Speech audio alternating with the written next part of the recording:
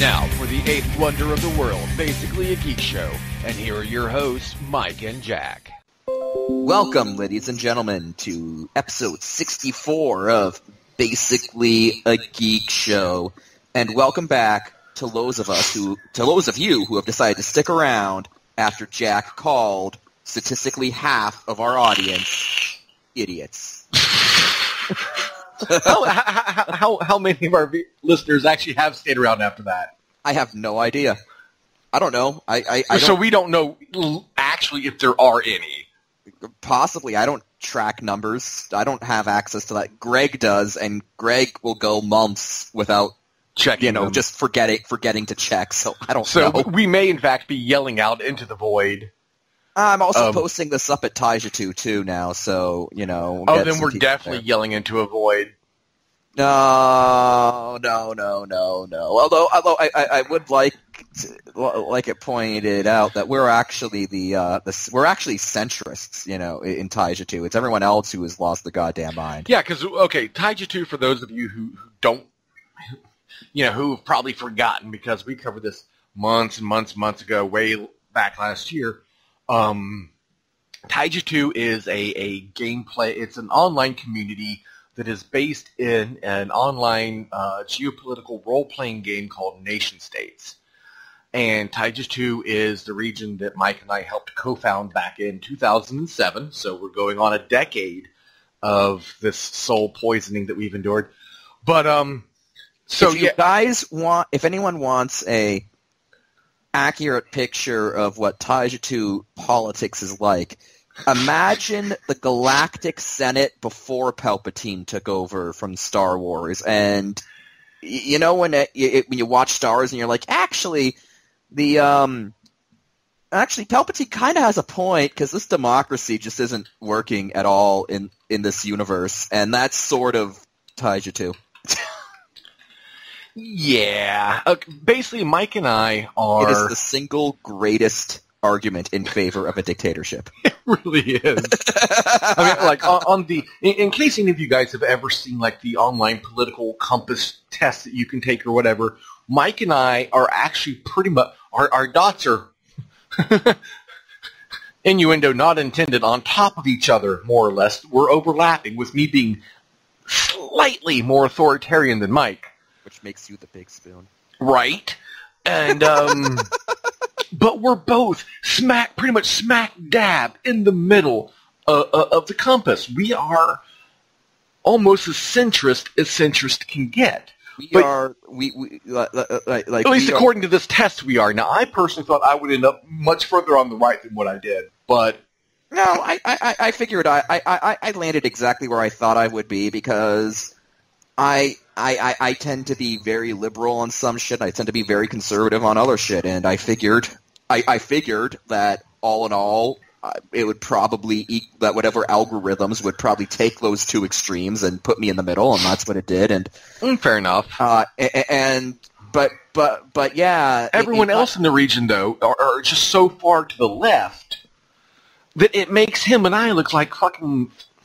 Well, actually, I am kind of a fascist. It makes us look a lot further to the right than we actually would normally be in a vacuum. If you look at some, and I'm not talking about political, real life political discussion, because that actually happens not all that frequently, but at least on the forums. But if you look at the forum politics, right, the politics that take part in the game, and if you were to take nation states politics, and if you were to try to extrapolate real life politics from the way someone played nation states on Taijutsu, you might think, oh, Mike and Jack, you guys must be fascists. And it's like, actually, no. According to this political compass test, we're actually the moderate, centrist, sane people.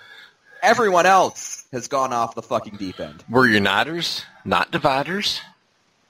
Donald Trump called himself a uniter after Super Tuesday win. Yes, but he also has enough self-awareness to say, now, I understand you guys aren't going to believe when I say this, but I'm actually a uniter. So at least he has enough self-awareness to say that. And I know that Me, Mike, and Greg are going to be doing another primary special in the next few days, up at Greg's discretion. I will go ahead and say this one little bit, though, going forward, and while it's on my mind about Trump's victory speech last night after the primaries, and that's that he came across as very presidential.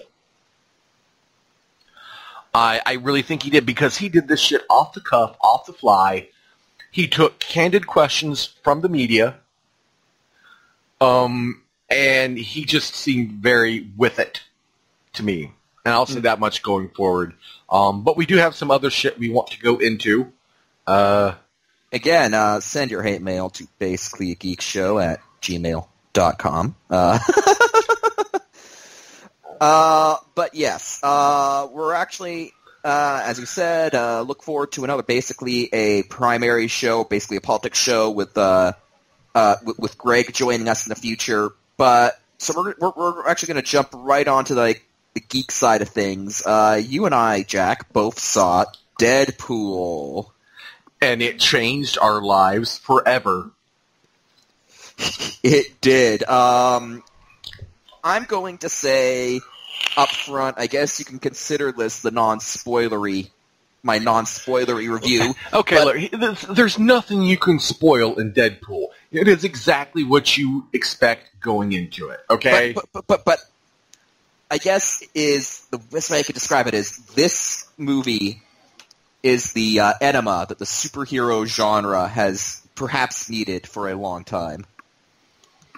Agreed. It is a genre spoof movie in the absolute finest tradition of them. And by this, I don't mean scary movie, teen movie, date movie. I mean Airplane, Hot Shots, arguably for some, the Mel Brooks movies. It is a genre spoof movie in that tradition, at least in my opinion.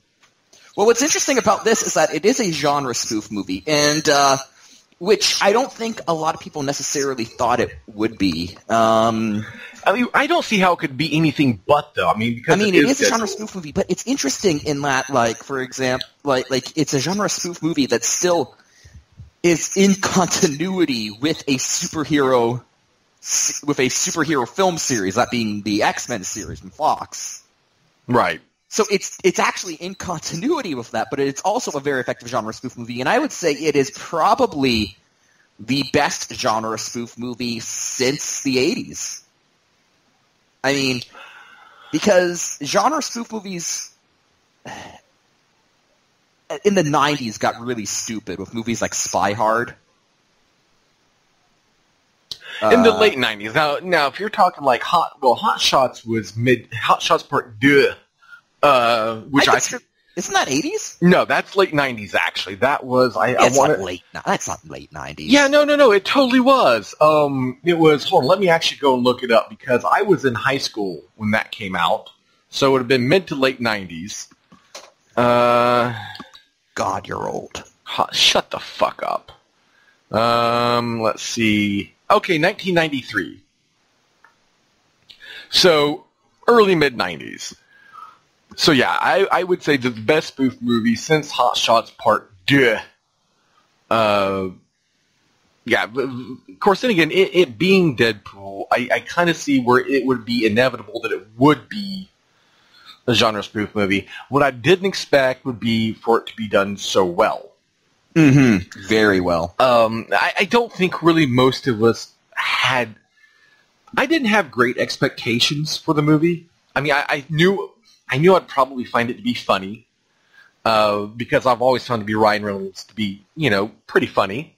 And I knew I'd probably end up liking it, just because of that, and because Deadpool's pretty awesome and all that other good shit. But it actually really exceeded my expectations, and all the more so considering the comparatively shoestring budget they made this movie with. Oh, yeah. It's not some multi-million-dollar mega blockbuster uber movie of doom kind of a thing, like so many of them are, these superhero movies. They made it cheaply, they made it well, and it goes to show that you don't need all this fucking big budget bullshit to make a good movie. Indeed. 58 million, I think, was the budget, which is very cheap for a movie. It's not the price of a fucking Super Bowl commercial. Yeah, I mean, which is very cheap for a superhero movie, definitely. I think what's also telling us that it had the biggest opening weekend for an R-rated film in history, and I think it even... Let's see, did it break it? Yes. It surpassed Passion of the Christ. It is now the most profitable R-rated film of all time. Wow. So, sequel! Well, let's talk about how it was not just a genre spoof movie, but it was a good genre spoof movie. The thing, and I actually just saw it today. I saw it for the second time today. I think what really worked was that it knew when it had to be serious business. Like, you look at kind of what the genre spoof movie has become, and I feel bad blaming Scary Movie for this, because the original Scary Movie in and of itself Was good.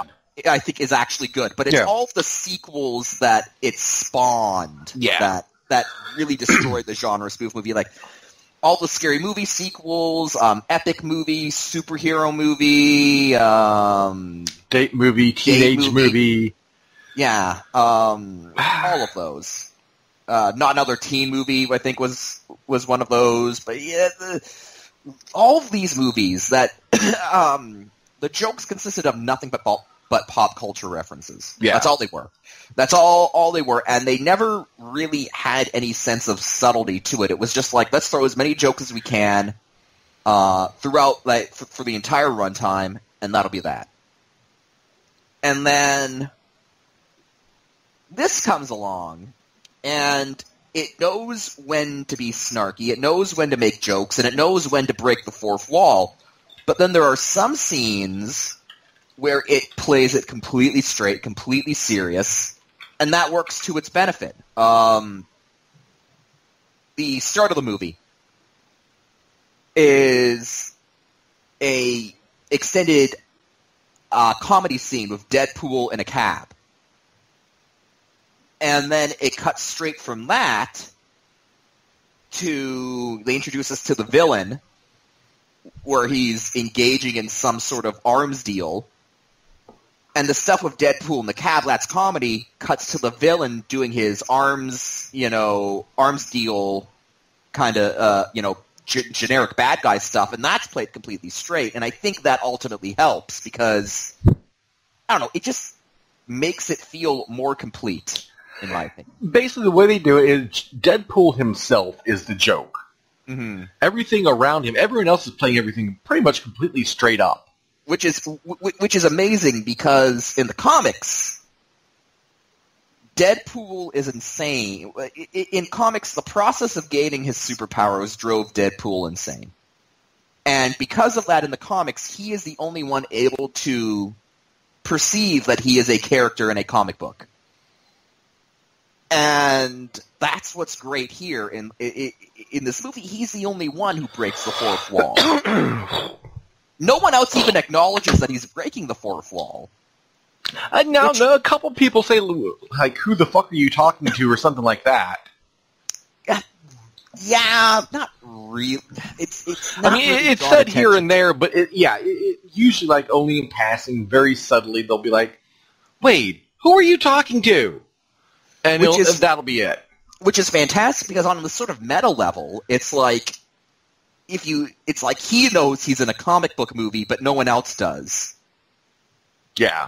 And so that's what I thought worked really well. And other things, like the big fight scene at the end is played mostly straight. It obviously has some comedy thrown in, but, the action is taken seriously. Interestingly, I noticed watching today that the entire final showdown between Deadpool and Francis... Yeah.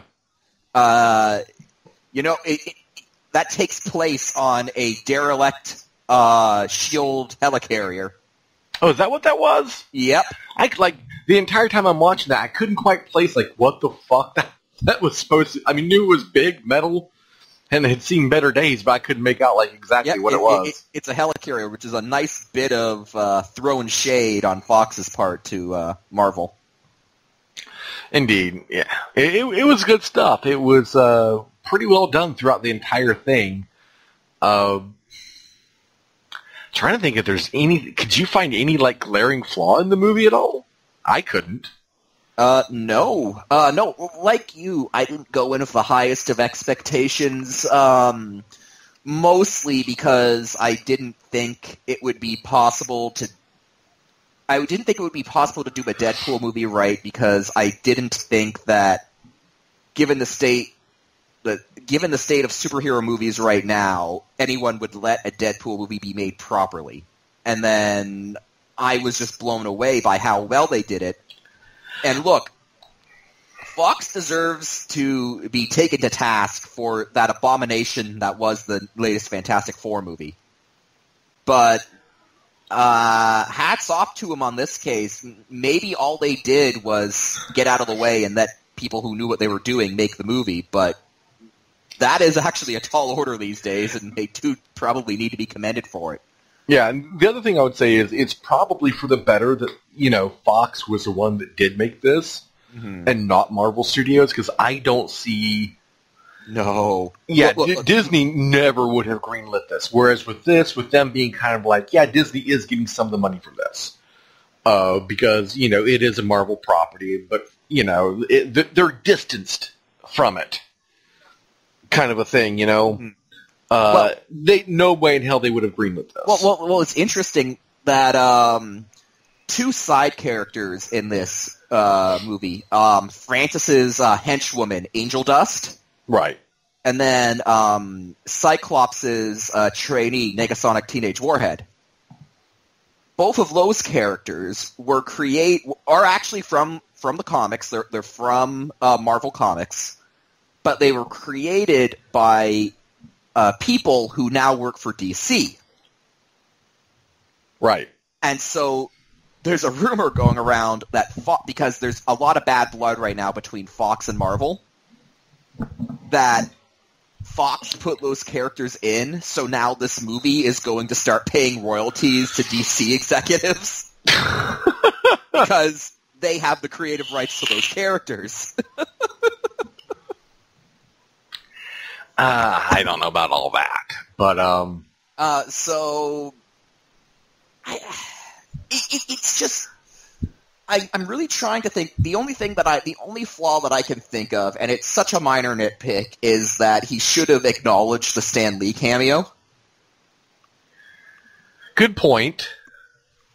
Stan Lee, best Stan Lee cameo, by the way. He plays a strip club announcer. I don't think that was... I don't know. It's something I could see Stan Lee easily doing in real life. I mean, either by choice or because he hasn't taken his meds that day. I could see that being a thing. And, of course, you even signed the petition to have a statue of Deadpool commissioned in Regina, Saskatchewan. Yes, there is an actual petition up on change.org. To have the city of Regina in Saskatchewan put up a statue of Deadpool, because that's why Regina rhymes with fun.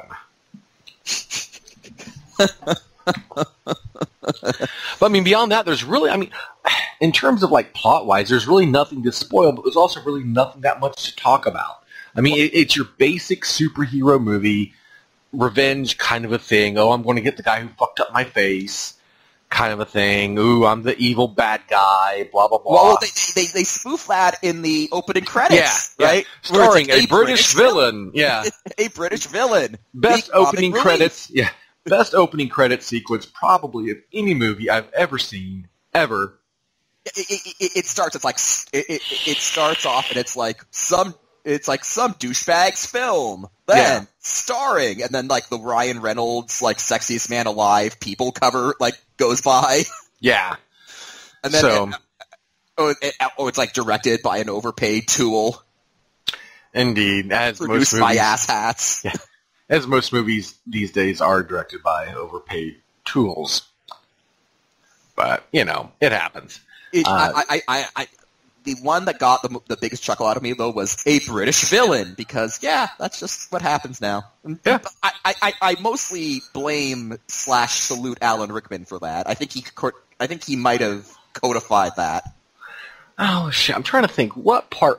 I was watching some movie the other night, or thinking about something. I was trying to think. Such and such would have been like Alan Rickman would have been the best one to have ever played that, and I forget what it was now. Oh well, it's completely irrelevant. Anyways, moving Alan on. Rickman should have played Francis, right? Though that would be a little bit difficult now, but yeah. Oh, rest in peace, Alan Rickman. Your Sheriff of Nottingham is truly one of the greatest performances ever put to film. Cancel Christmas. That's my wife, Crone! Lol. Just once I want something good in my life and pure.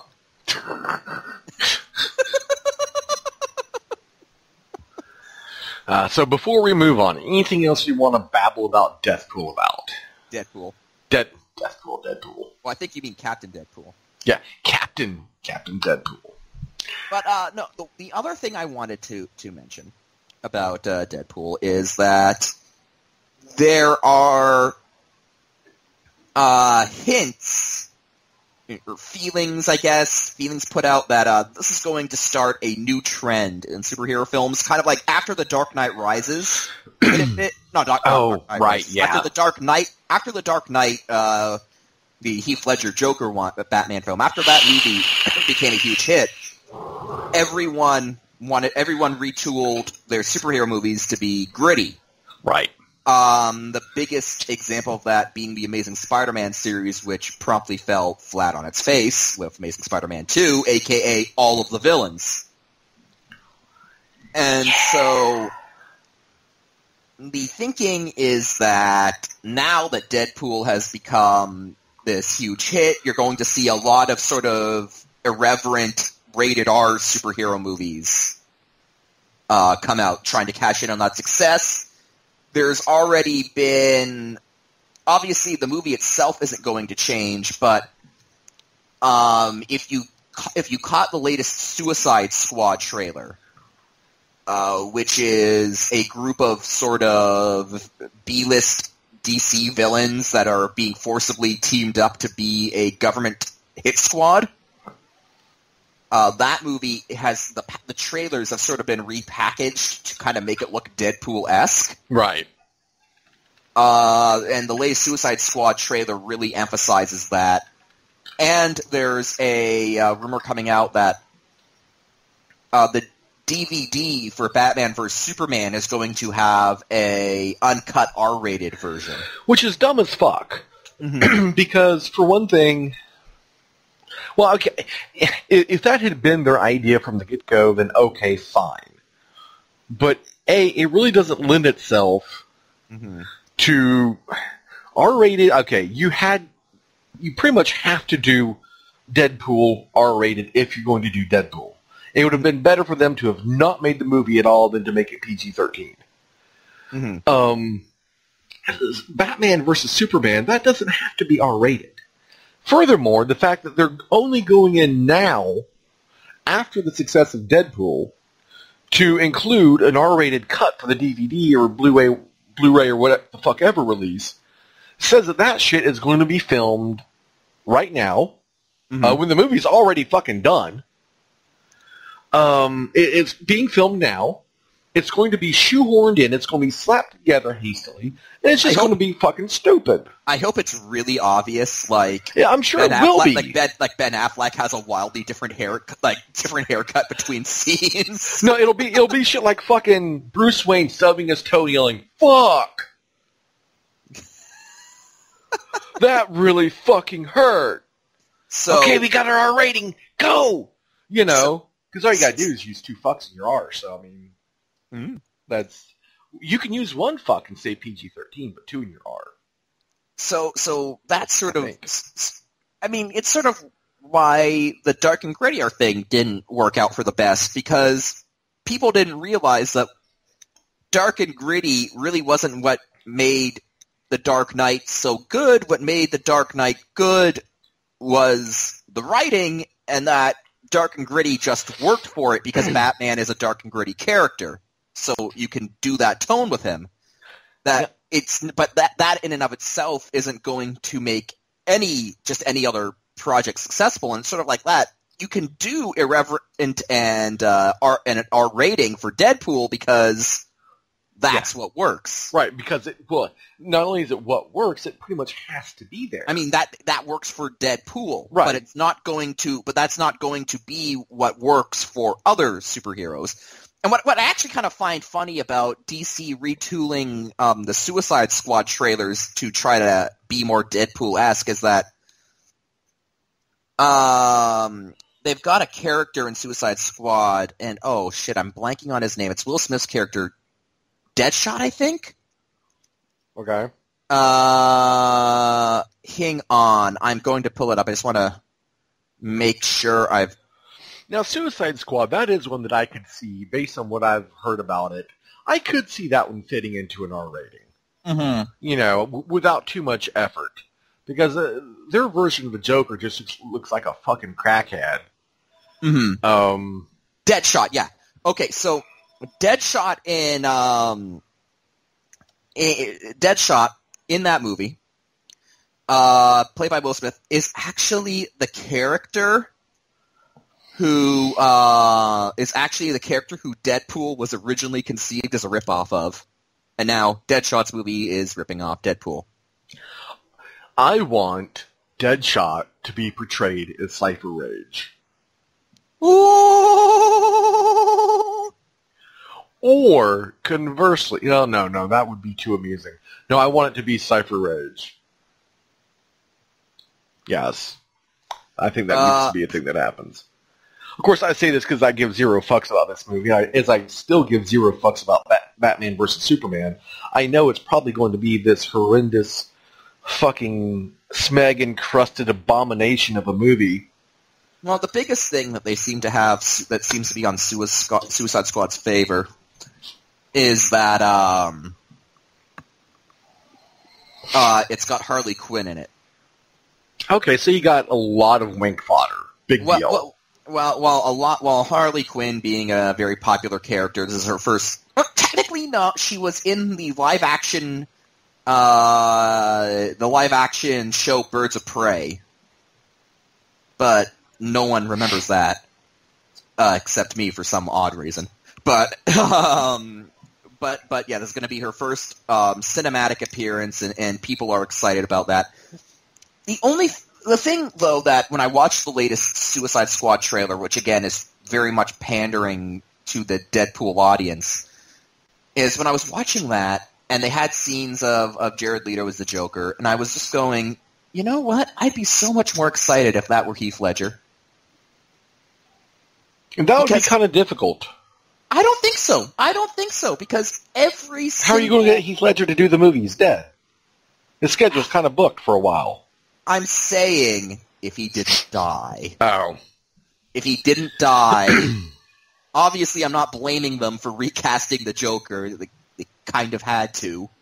But, or did they? But I'm just saying that if Heath Ledger hadn't died, that obviously would be awesome if he could. Because every clip I've seen of Leto playing the Joker, he's just sort of doing a Heath Ledger impression. He starts talking like this, and he's clearly channeling Heath Ledger, which is fine. I'm just saying I'd be way more excited for Suicide Squad if it were Heath Ledger. I think everyone needs to get the collective mouths off of Heath Ledger's necrotic balls, and just have someone do a fucking fresh take on the Joker. Hey, Ledger's performance was good. It wasn't what everyone puts it out to be. If he hadn't fucking died...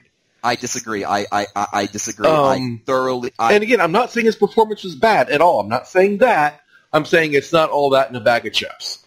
I would say it is. I would say it is.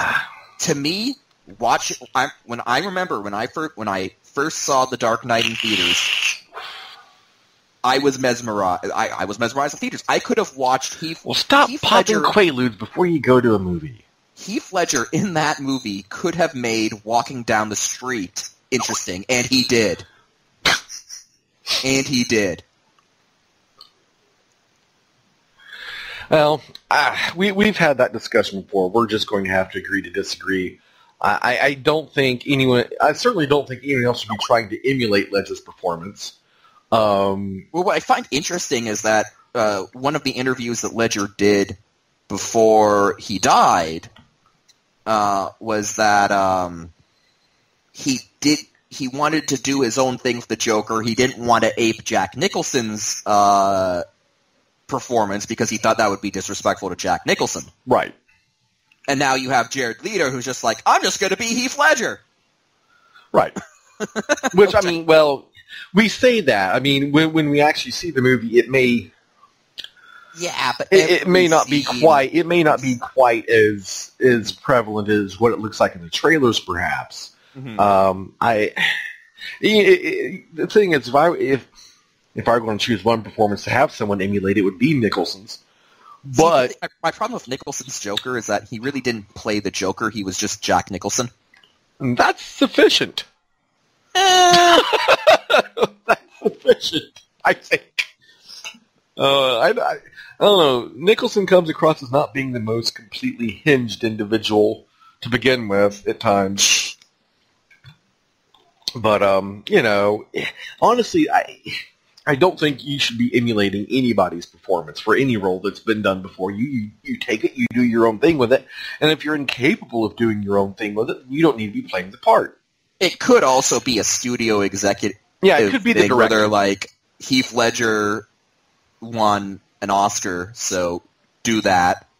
Yeah, I mean, it may not be Leto's fault. It could be, directing or studio execs or what have you. It may not be his fault.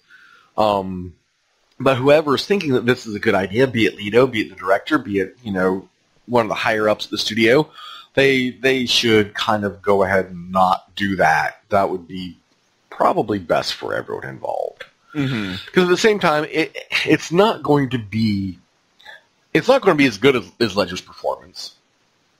And that's even me saying that with saying, his performance was good, but not, oh my god, epic, brilliant, genius, spurt, fap.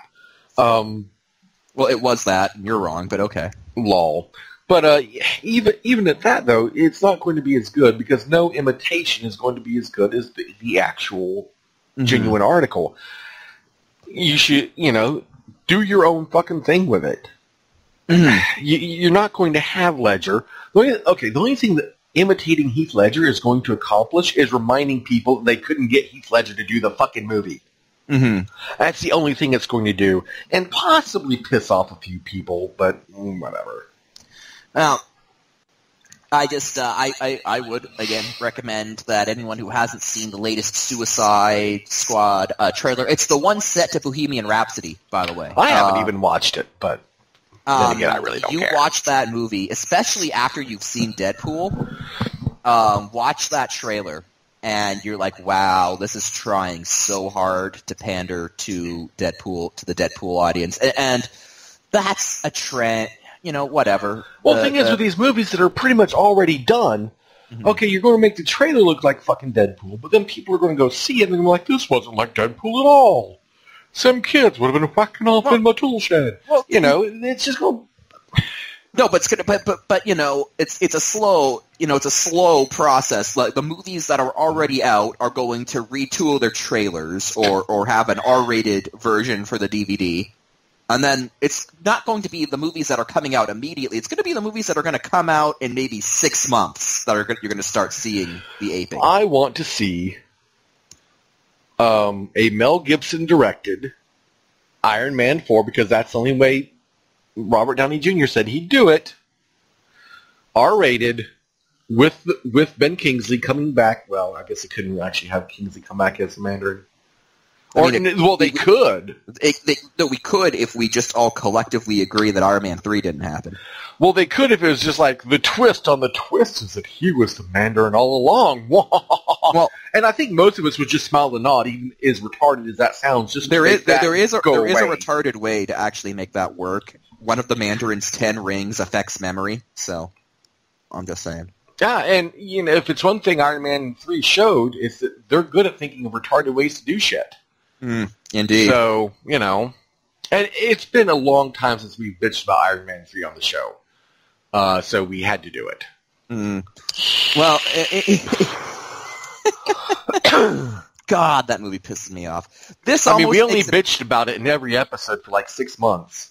I mean, this movie just makes me feel good in all the ways that Iron Man 3 let me down. Because this movie, one, it's not coming from Marvel Studios, which I think you're right, they never would have done, because Marvel Studios has proven that they are even unwilling to really delve into Tony Stark being an alcoholic. Yeah. They will barely touch that. There's no way they're making a movie where, like, the title character gets fucked in the ass with a strap on. The closest they show to Tony Stark being an alcoholic is they kind of sometimes portray Tony Stark as, like, fucking whichever one of the Belushi brothers was cool. Jim or John, I forget which. I think John. Mm-hmm. I know people are like, oh my god, but I never really cared for either of them, so. No, it's John, because according to Jim was that terrible show. Yeah. So, like, the most edgy Stark gets with alcoholism is some, at parties he's basically portrayed as, like, Animal House John Belushi kind of shit. Mm-hmm. The fun guy everyone wants to be around. They don't show him when he goes 12 hours without a drink, he starts seeing fucking leprechauns crawling all over his body. Mm-hmm. So, But, I don't know. And I am looking forward to Fox's X-Men Age of Apocalypse. And that being in continuity with Deadpool and all. I'm also looking forward to Marvel Captain America Civil War, or as I like to call it, Avengers 2.5. Yeah, that's really kind of what it is. Mm-hmm. It's not strictly a Captain America movie, and they're just slapping it on there. And the sad thing of it is, that's the last time we're going to be seeing either of those actors in their actual roles. Mm-hmm. So that's kind of... I suspect we'll see them in those roles for the beginning part of Avengers Infinity Wars, not by the end of the movie. It's a 2-part movie. Yeah, but you know what? You know how many fucks I give about Avengers Infinity Wars? Almost none. I kind of am interested because it's Thanos, and like part of the plot is that Thanos gets all of the gems and becomes basically God, and I want to see how they write their way out of their villain becoming God. Here's the thing, though. Like, with the Marvel movies, they have teased Thanos so much that I don't even care anymore. Mm-hmm. And what the one thing Deadpool did make me realize is that I've pretty much had the fucks with the Marvel movies. And, I've said this for months now, that they've all become so cookie-cutter and formulaic and blah, blah, blah, blah, blah, blah, blah. And Deadpool really drove that home. Mm-hmm. I don't think you can really sit and watch Deadpool and then see any of these other superhero movies in quite the same way. No, because you're so now hyper aware, like all the things that we knew were there to begin with, but we could kind of overlook. Mm-hmm. It's not that easy to do that anymore. No. This is okay. This is kind of why. This is like why James Bond movies had to take a break on Blofeld after Austin Powers came out. Right? Yeah. And after Austin Powers comes out, it's like, oh shit, we can't do the guy with the cat anymore because Austin Powers just kind of spoofed it so well. They're like, oh hey, it's Dr. Evil, and it's like no, you can't. No, we need to take a break. We're gonna take a break for like 20 years, and then we're gonna get Christoph Waltz, okay? But we need a 20-year break here. That's sort of And I don't think it's going to be, like, to that extent. Like, they're not going to stop making superhero movies because Deadpool just deconstructed them so thoroughly. Yeah, no, I mean, they're not going to do that, but at the same time, it makes it very painfully obvious just how formulaic and overdone it's gotten. Mm-hmm. I mean, Marvel has successfully done to the superhero movie what McDonald's did to fast food. Mm-hmm. You know, like McDonald's has always said, well, you can go into McDonald's in Boise, Idaho, or Moscow, Russia, and a Big Mac will taste just like a Big Mac. And that's it. You know, a Marvel movie will look and feel just like a Marvel movie, whether it's Captain America, Iron Man, or Guardians of the Galaxy. And God forbid if Iron Man tries to do something different and unique, no, we can't have that. Yeah. So, you know, and that's been both the good thing and the bad thing about the Marvel movies. It was good up to a point until it wasn't. So, you know, and Deadpool has really just kind of... And I'm not sitting here saying Deadpool is some kind of brilliant fucking meta thing. I'm not saying... Deadpool's brilliance is that it doesn't try to fucking be brilliant. It takes the source material, it stays true to it, it doesn't fuck with too much, and in the result, you end up with a really good spoof. He got it from a dish soap. Oh, Canada! And that's why Regina rhymes with fun. But yeah, if you haven't seen Deadpool yet, for the love of God, go see it. Don't take the kids. No, if you take the kids to this movie, you're an idiot. Leave them with Grandma or put them in a dumpster for a bit. They'll be fine. Builds character. And go see Deadpool. You're not going to see a Captain America movie where, you know... Disclaimer, basically Geek Show does not condone putting children in dumpsters. You're not going to see a Captain America movie where Chris Evans takes it up the ass of a dildo. Just saying. Yeah. Not going to happen. Well, you know, wait for Captain America Civil War, the R-rated version on DVD. You never know. we all know how the anatomically correct Iron Man suit. Well, we all know how the Civil War really starts. Yeah, because you know, Tony Stark, drunk plus money plus insatiable libido. You know, he's pretty much done everything to everybody he's ever come across. Well, there was a story in the comics where lightning struck the Iron Man suit, and then it gained sentience, and then it fell in love with Tony. Lol. And it basically became like an abusive relationship where like the suit was like abusing Tony and like not letting him leave. It would like stay on him, and he'd be like, "I like it when you're inside me, Tony." Oh Lord. So, anyways, I think we've said our piece on this for now. We got some paranormal shit to beat you over the head with, though. Oh yeah, moving on. Are you ready to have your minds fucking blown? Moving on from Captain Deadpool, and you need to see the X-Files limited, the X-Files miniseries, season 10, as they're calling it, because that's some pretty cool shit right there. Yeah, I'll get around to it. I've been Fox busy. Mulder goes on a drug trip. It's amazing. Dude, I've been playing XCOM 2 and City Skylines like the last 2 weeks, so... Which I'll give my take on at least XCOM 2 in another episode, but yeah. Anyway, let's start with the fact that NASA observed something coming out of a black hole. Now, we're going to rewind that a bit, because we want you to understand the operative word. Out. Out of. Mm-hmm. Like, think about how a lot of people say their assholes are out only. Well, a black hole is like an opposite. It's supposed to be in only. Well, a black hole is said to...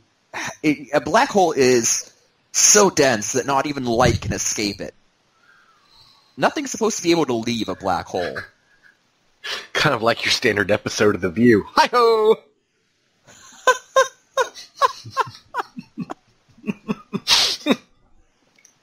Got jokes, son. Now, to be fair, though, this doesn't really classify, I don't think, as a paranormal thing, but this is definitely outside, maybe not paranormal, but then again, what is paranormal other than things science can't explain, and everyone is scratching their fucking heads with this. Mm-hmm. Because that shit ain't right. Shit ain't supposed to be coming out of a fucking black hole. And, No. like, all of our astrophysicists are just like, what? Yeah, no, this is not supposed to be able to happen. This is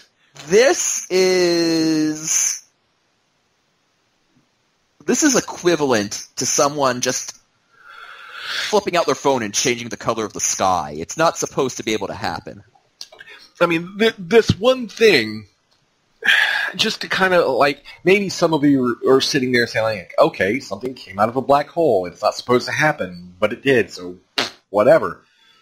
The thing is, this goes against everything we understand about physics. Mm-hmm. Everything. Like, I mean, fuck you, kind of thing. Light can't even escape the surface of a black hole, and nothing is supposed to be able to travel faster than light. Right, so whatever this is, it had to be going faster than light, which is supposed to be impossible. Supposed to be. But here we fucking are, with shit coming out of a fucking black hole, and I don't know how many astrophysicists shot themselves in the head. I would imagine a couple. Well, Neil deGrasse Tyson be all like, shit just got real, son. But, astrophysics, black guy. Yeah, exactly. But, no, Neil deGrasse Tyson, he's too busy getting in a feud with rapper B.O.B. over Flat Earth Society. Really? Is that what he's doing? A rapper by the name of B.O.B. Which spells Bob both forwards and backwards. Mm-hmm. Has become a believer in the Flat Earth. Well, isn't that cute? The Flat Earth thing. And so Neil deGrasse Tyson has actually been drawn into a rap battle with him. Life imitates art. Indeed. Indeed. We got a badass over here, the astrophysics black guy. But, on this black hole thing, it's one of those things where you see it, and part of me just goes, this is how gods are born. No, this is how God makes everyone shit themselves. He's like, you know what? You all have gotten to be pretty damn full of yourselves. Let me show you what's up. Bink! Something comes out of a black hole. Yeah, you're not as smart as you think you are. Go back to sleep, kids. I mean, that's pretty much what it is. Like, just the universe just be like, yeah, humanity, you think you're smart? Oh, aren't you clever? You're working on a warp drive and all this other shit. Fuck you. I just threw something out of a black hole. Fuck you. This could also just be Cthulhu. It could be Cthulhu. It could be. I mean, that's just, I mean, we can't... I don't think, I have to go back and reread the article. To my knowledge, no one's offered anything remotely resembling an actual explanation for what it could be. No, actually, let me pull up the guy's name. I mean, it was just like a little blip. It was like a blip. My mistake. It's not a guy. A woman by the name of Fiona Harrison, a researcher working on the Nuclear Spectroscopic Telescope Array, abbreviated NuSTAR. Fiona Harrison, she stated, she would only state that the nature of the energy source is, quote, mysterious. And the understatement of the century goes to... Yeah, the exact quote is, this is the first time we've been able to link the launching of the corona to a flare. Dan Wilkins of St. Mary's University said, this will help us understand how supermassive black holes power some of the brightest objects in the universe. So basically what they're saying happened is a black hole's corona, like as much as I understand, it's kind of like this aura of light that just kind of surrounds it. The light is just kind of like hovering around the abyss, so to speak. Mm-hmm. It was launched away from the hole. Then a massive pulse of X-ray energy spewed out. And that's what they know.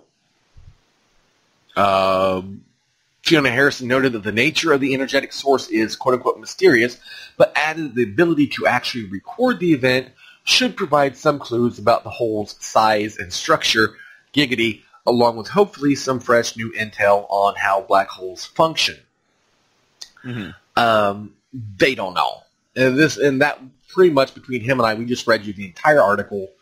It's very short, very brief, because that's how little they fucking know about any of this shit. Mm-hmm. So yeah, you can, if you want to look at the pictures of it, you can just Google it. Something coming out of a black hole or whatever the hell, just it should be easily enough found. But yeah, it's some pretty weird shit. Mm-hmm. Well, kind of going off of that, we're going to stay in space because astronomers think, some astronomers believe that a star identified by the Kepler Space Telescope, quote, may harbor structures which could point to an advanced technological civilization. Oh yeah, I remember reading about this a few weeks ago. Mm-hmm. Wait, no, this isn't quite what I thought it was. There was something else I also read that was similar, but it was like flashes of light that couldn't be explained. Mm-hmm. And someone actually proposed the theory that it could have been like an interstellar battle occurring. Because we couldn't understand what the fuck it was. I was not, I did not see that story. I'll have to go back and try to look for it. Maybe we can put on another episode. But this is referring to is a large cluster of objects around around a distant star look like something that you would, quote, expect an alien civilization to build, an astronomer said. Now, to be fair, I don't know how we could properly say what we can expect an alien civilization to build, because... Nigga, he's watched Star Trek! You don't know him! Doubt this man's credentials. But yeah, I mean... There are reports of changes of light in deep space, which some claim to be a huge alien power station. I'm reading another story here. A giant alien megastructure found in space. It's some people are thinking it might be a Dyson sphere. A Dyson sphere, which is what that is a huge artificial structure built around a star, basically harvesting its energy. Oh my god, we found the fucking board. Lol. Well, nice knowing you guys. Well, the idea of it is that we can observe objects orbiting stars, and that's how we have found extrasolar planets. And the long and short of it is that there are some objects that have been observed from Earth that, quite frankly, do not appear to be star-like, but which at the same time, do not appear to be planet-like, but which, at the same time are too big to be anything else. So what are they? And we've talked about aliens before on the show, Jack, and, how can we just... This could be proof of extraterrestrial superstructures. So I guess I'm just asking, what are your general thoughts?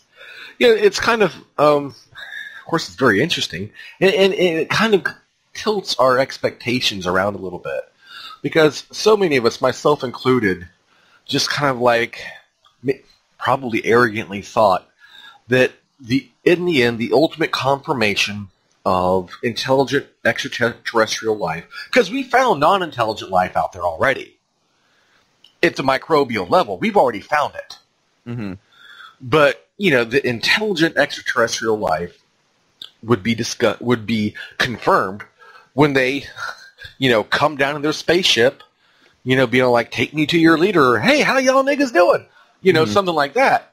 Or just fucking blow the hell out of our major global landmarks, which would be admittedly poor form. And we always assumed there would be something like that, right? That they would come to us, or we'd send this beam out to space, or they'd send a beam back to us, be like, hey, we're here, and all this other shit. And that's making one fundamental assumption that maybe we shouldn't be making. And that assumption is that we matter. Mm-hmm. And maybe it is just something like this, where slowly, incrementally, our technology gets good enough to where we can kind of see something where we just don't know what it is. We know damn sure what it's not. It's not a star. It's not a planet. It's not an asteroid. Then, by process of elimination, what are you left with? Mm-hmm. Well, it's got to be something unknown. And, you can kind of look at the structure of something and just go from there. Eventually, our technology will be good enough to where we can get a clearer image if it's not already. Maybe it's something they're working on. And then, we actually see these things. Well, then, there you go. I mean, maybe it won't be them coming and saying hi to us or coming to blow us to smithereens. Maybe it'll just be us perving on them, looking at them while they poop in their space, like starbase thing, and be like, I'm watching you poop. So instead of, first contact and forming the Federation, we just become like intergalactic perverts watching aliens take a shit in their starbases. Because that's the best we can do. We're not high enough on their scale to warrant a visit. We can't go see them because we don't have the technology. So we'll just sit and watch them poop. Well said. I mean, we're basically in the position of having to become galactic stalkers. Well, I mean, we're that kid hoping that the cool civilization next door stands in front of the window and takes their bra off for us. Well, I guess the question is, like, once that happens, and once we can confirm what's going on, how do we get them our number? Moreover, do we want to give it to them? I mean, sure, bitch might look hot in the window, but she could be fucking cray-cray, dude. You don't know her. I mean, presumably, though, because what I just said out there was a thought, which is more thought than us as a civilization will put into it. Because you know how our scientists are. I mean, we're already beaming like fucking text messages and shit into space, so you know damn well they're going to try to contact, because what we fucking do, what could go wrong? So they'll probably target some kind of broad spectrum radio message in that exact area, and they sit back and wait. Mm-hmm. And hope they get it, or hope that they don't. We've already sent that Voyager probe out that basically has a map to Earth. Yeah, but the odds of that being found are, I mean, that was literally a message in a bottle, just being fucking chucked out there. And it may be found, most likely it never will be. But I mean, if we know where there are supposedly, alien, extraterrestrially constructed structures out in space, well, presumably they're inhabited. Mm-hmm. So I mean, if we're going to try to initiate a first contact with a civilization, aiming our broadcasts or whatever method we choose to use in that direction would probably be a good way to start. Just saying. Mm-hmm. We would also probably want to start combing that, star system to look to see if there's an inhabitable planet. Then again, if you're capable of building a goddamn Dyson sphere, it probably doesn't fucking matter. Their planet may not be anywhere nearby. No, I mean, it could be us from the future. Oh, that would be such a lame revelation. Lol. What a twist! God. Yeah, you know what? Those kind of twists always make for the worst movies. Well, I'd like to think that reality has better taste than that. You never know. Yeah, but I guess our last space-related paranormal topic that we can bring up, and this is closer to the more conspiracy-oriented crap that we tend to. Oh, now we're talking. Apollo 10 astronauts have said that they heard eerie, stunning music on the far side of the moon. Now, to be fair, I heard the sound clip. You listened to it too, right? No, I haven't gotten a chance to. I wouldn't exactly call it music. What would you call it? Like a wail or a screech? People call whale, they call them whale songs. I mean, it's on the dark side of the moon, and goddamn sure wasn't Pink Floyd. I mean, that is the obvious joke. Shut up. Okay, no, I'm listening to it now. Okay.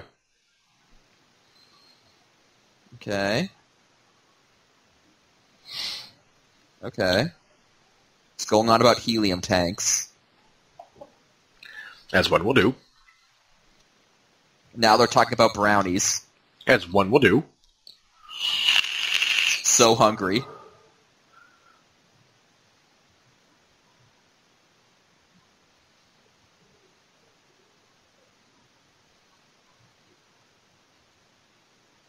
Okay, so that is interesting. More interesting, I found, is the conversation, which went from, quote, time to fire up the helium tanks, to, do you want some more brownies, to, so hungry.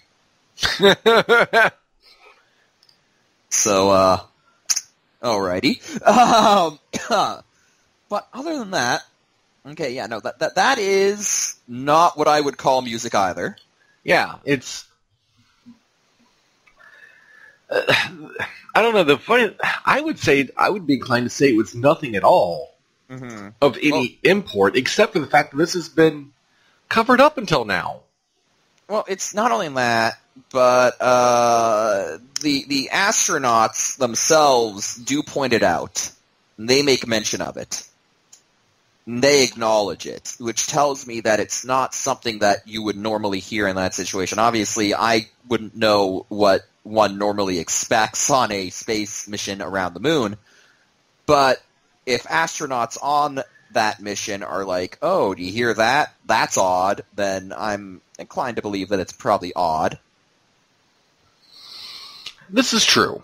I believe someone suggested that it could have been like feedback from their internal speakers, like inside the craft.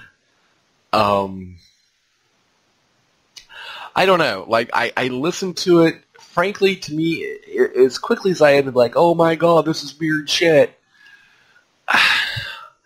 Honestly, I'm inclined to say it was probably nothing, except maybe an equipment malfunction. They caused some kind of like feedback loop inside. I mean, like, okay, you go back and you listen to the noise, and then think about what happens when a microphone gets like speaker feedback in it. And it sounds kind of similar to that, doesn't it? Kind of? And then you think something like that, with weird feedback in space, with the kind of crappy recording quality that they had in 1969. And I could almost kind of see that being the case.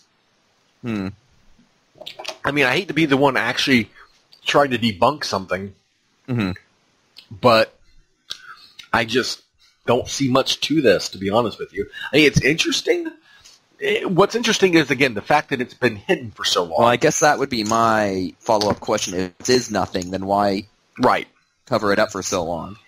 But then again, why release it now? I don't know. I mean, it's... Why do they keep calling it musical, though? It's really not. Oh, If Did it sound anything remotely musical or melodious to you? In a way, yes, technological or haunting, I guess, in a way. Like you gotta think of it like that. If you do it the wrong way and assume it's alien and go from there, which again, it is the wrong way and it's not something anyone should ever approach something when thinking critically. But Looking at you, Bill Burns. But if you were to do that, then if it is alien, then it wouldn't necessarily sound like something that we would consider music. So. Well, yeah, but at the same time, if you're assuming it's alien, then I would still assume it would make some more sense than what it actually did. Mm-hmm. It would have been some kind of like deliberate pattern or repetition to it, but there really wasn't. Mm-hmm. I mean, I don't know. I personally don't think there was anything to it. I think it was just some kind of feedback loop from their speakers inside the craft and an electrical glitch, some shit like that. I don't know. That's my take on it. And then maybe they held on to it for so long because they didn't want people reaching the wrong conclusion and they were trying to figure out what it was, and they just kind of eventually reached the realization that, okay, it was just some kind of glitch inside the craft. Mm-hmm. I don't know. That's my take on it at this point. I mean, we've got shit coming out of black holes, okay? We've got shit coming out of black holes. No, that is true. That is true. This just caught my interest because on the show I do believe we have spoken in the past about possibility of alien visitation to the moon. Yeah, and it is an interesting story, and could it be something extraterrestrial? Yeah, I mean, it could be. I didn't see. Let me see. Going back and, I don't think that they actually say definitively that it is some kind of glitch inside the craft. Mm-hmm. Let me see. Okay, it's declassified in 2008.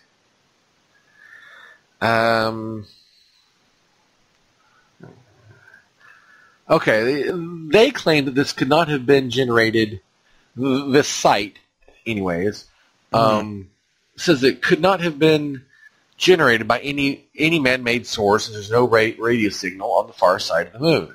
This also means that astronauts can't talk to Earth and are effectively alone in outer space for the duration of their time there. Mm-hmm.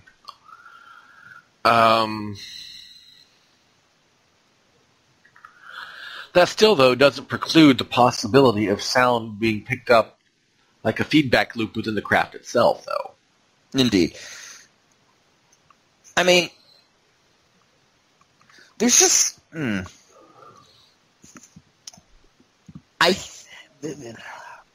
Okay, sorry, I got tongue-tied there. You're fine. Insofar as the NASA lunar missions go, there's always, I guess, sort of been this, at least among some conspiracy circles, there's always been sort of a sense that things were seen up there that weren't reported.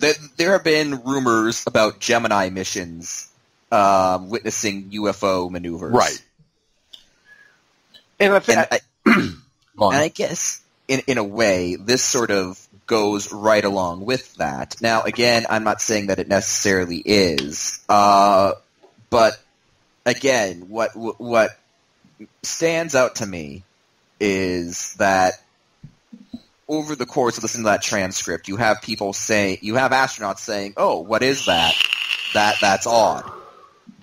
And these are guys who I would expect to know if something were out of the ordinary. And something like playback over the radio, especially given limited 1969 technology, that could account for it, but I'd still have to think that this wouldn't be the first time any one of these 3 trained astronauts encountered a glitching radio.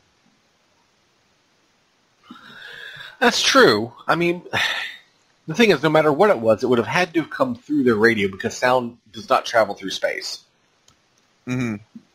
So it wasn't something outside the craft making the noise. Mm-hmm. It was something either being broadcast to the craft or within it. Or just something that they were able to pick up. Yeah, well, what I'm saying, broadcast to the craft that they picked up or within it. Right, exactly. I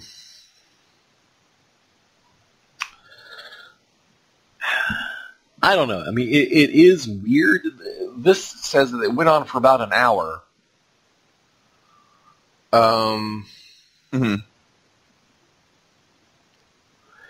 Let's see. One possibility is that charged particles were interacting with a magnetic field. Okay. The one problem being the moon has no magnetic field or atmosphere of any kind. Now, my understanding was that every planetary body has a magnetic field. I mean, I might be wrong. Maybe I'm making that up. But I thought it did. Oh, what the fuck do I know?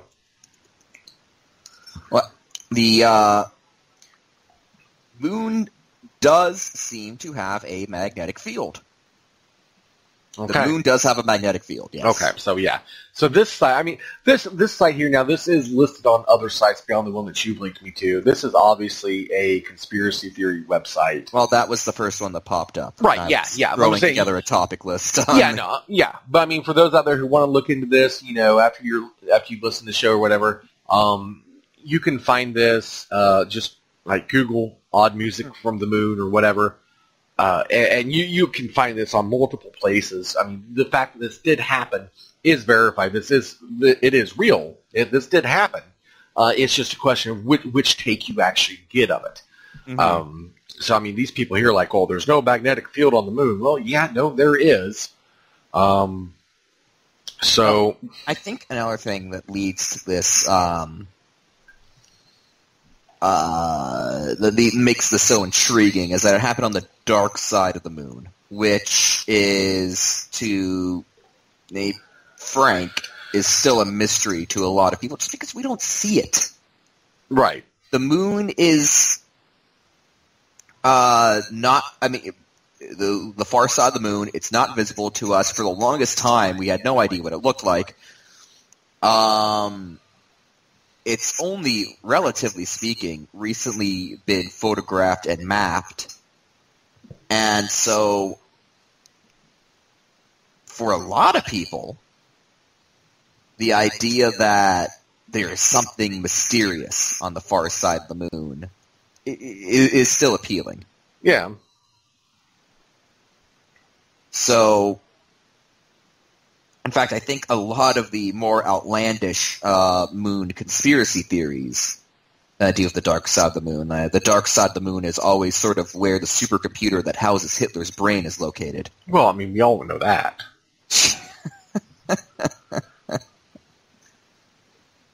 Although apparently, this is a fun random fact, 18% of the far side is occasionally visible from Earth due to libration.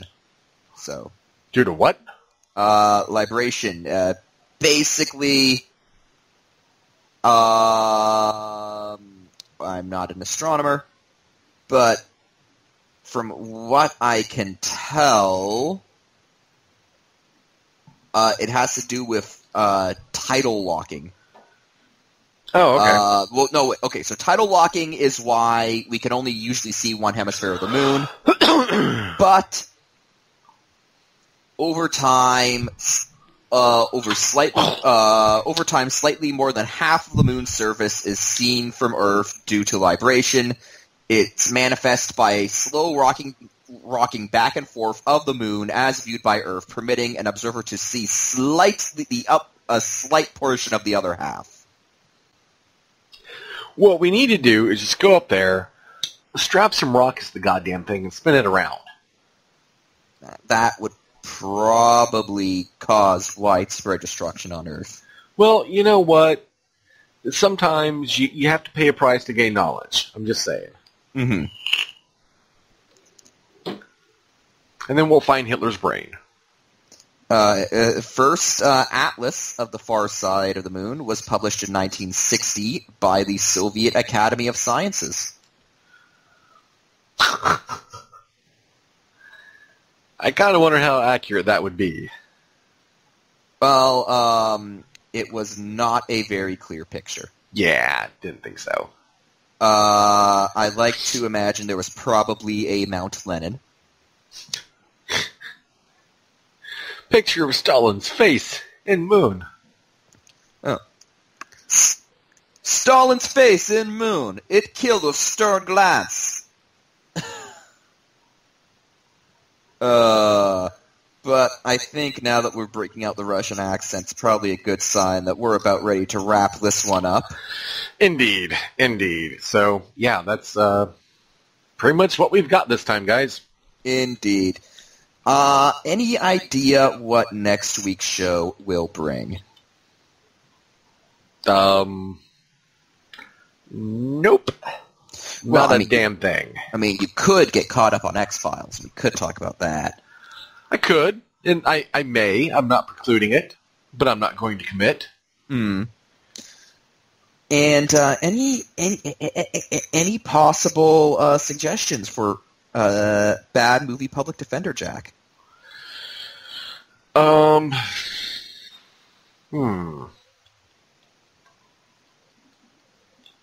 I'll tell you what would be a real challenge now that you've seen Deadpool. Wolverine Origins? Oh no. Okay. No. I mean, if you wanted to, you could, but I was thinking more another Fox superhero movie, the latest Fantastic Four movie, which is just an absolute pile of garbage. I mean, if you really wanted to test yourself. We'll see. I'm not going to commit to it. I'll have to see if I can grab a copy to watch. You can. They will probably give you a free copy at Walmart just to get it out of the store. Most likely, but we'll see. If I can watch it, I will commit to say it will be the next one I do. I won't commit to say that it'll be next week. Well, I mean, first you've got to actually sit through it. Right, that's why I'm not committing to it being next week. I may have to take that in doses. Right, man. All right, so we will get to that when we get to that. No idea what next week's show will look like, but we will have something for you.